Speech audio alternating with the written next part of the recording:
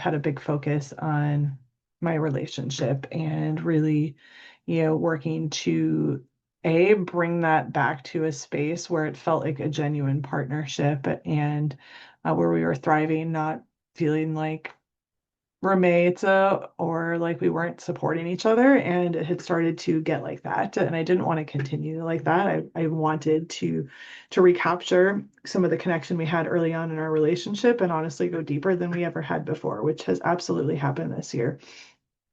And as part of that, we've gone through an interesting financial journey this year. I just came back from Bali, and we had some discussions pre-Bali around some financial stuff, and we kind of tabled it while we were there. Came back and started having some discussions. We're having some discussions around the path forward, and realized we weren't fully on the same page on some things. And I recognized where I had actually probably largely been holding back and not saying everything that I needed to say, that I felt that I wanted to him to hear, because I didn't want to hurt his feelings, because I didn't want um, to be pushy. I didn't want him to think that I didn't appreciate the things that he was doing. And, a big part of what I've been doing is really trying to balance that masculine, feminine energy, both within myself as well as within my relationships and my business this year. And, the reason that I'm talking about this, even though it feels really personal and vulnerable,